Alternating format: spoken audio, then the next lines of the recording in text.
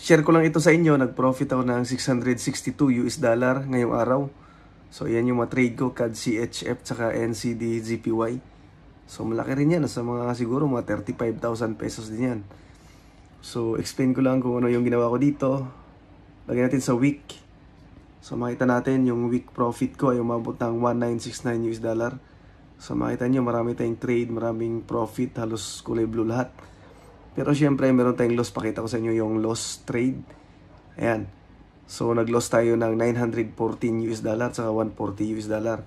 So ito ay high risk strategy ito. Malaki yung profit pero mataas din yung risk. Pero nagpo-profit naman tayo. Pero mag-i-enjoy tayong mag-trade kasi mabilis kumita, mabilis mag-profit at malaki yung profit. So ang ginagawa natin dito ay scalping lang tayo ng 10 pips. 10 pips, minsan 5 pips, minsan 15 pips. Tapos times 10 na yung stop loss natin. So, yung trade signal natin, gumagamit tayo ng indicator. Pakita ko sa inyo. So, ito ang gamit nating strategy. Gumamit tayo ng Gold Master Scalper Indicator. So, ito yung ginamit ko para mag-profit ng yan, sunod-sunod. So, hindi lang sa gold, pwede rin gamitin natin sa forex pairs. Okay? So, paano ba ito gamitin? So, makita nyo naman, inopen ko lahat ng chart para madali lang sa akin maghanap ng signal. So katulad nito, ito yung buy signal. Yung blue na arrow, tapos may blue dot, tapos nandito sa zone, yung mga line na ito sa baba. So dito ka magbabay. So kapag sell naman, dapat dito sa mga line sa taas, merong purple arrow, saka yellow na dot. Yan naman yung sell signal. So ganun ang ginagawa ko, tinitingnan ko kapag may nakita akong signal. So tinitingnan ko kung mga ilang pips yung kaya nating i-profit pabalik sa taas. So, kaya nating mag-profit dyan ng mga 26 pips to 30 pips. So, pasok na pasok pag mag-scalping tayo ng mga 10 pips lang dyan. Or 15 pips. Kasi itong mga trade ko na ito, scalping lang to 5 pips, 10 pips, 15 pips. So, syempre, tinitingnan ko rin sa day 1 para makita natin yung stop loss natin.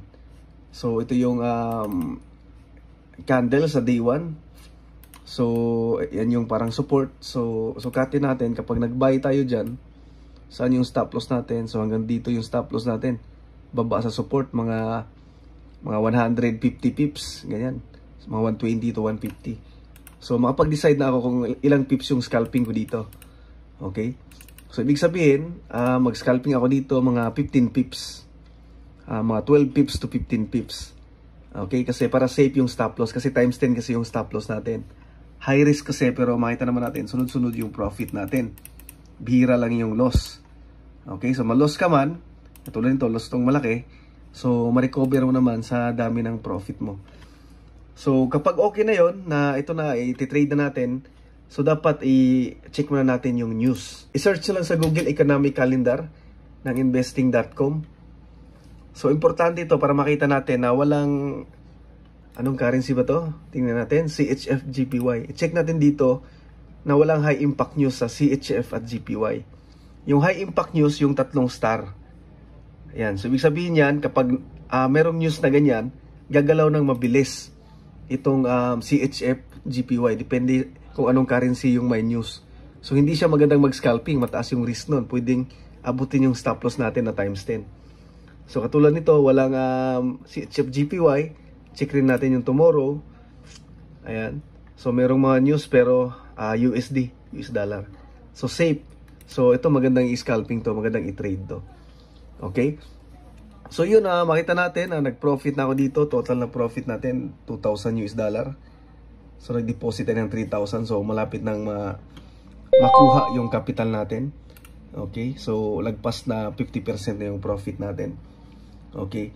So, pag nag-trade tayo, huwag natin ubusin lahat yung capital natin. Example, meron tayong 3,000 US dollar. So, 500 US dollar muna yung stop loss natin. Tapos take profit tayo ng 50 US dollar. Para pag na-loss yung 500 US dollar mo, malay natin, ma-loss agad. So, meron ka pang natira. Meron ka pang tirang 2.5 US dollar. Para ma-recover mo yung loss mo at mag-profit pa. So, yun lang naman. Ganun lang kadali. So, kung nagustuhan niyo itong video na ito, follow niyo ako sa Facebook, Bibiano Suarez Jr., yung may blue check. Okay? Yan yung legit kasi marami rin kasing fake account. Tapos subscribe kayo sa YouTube channel ko. Salamat.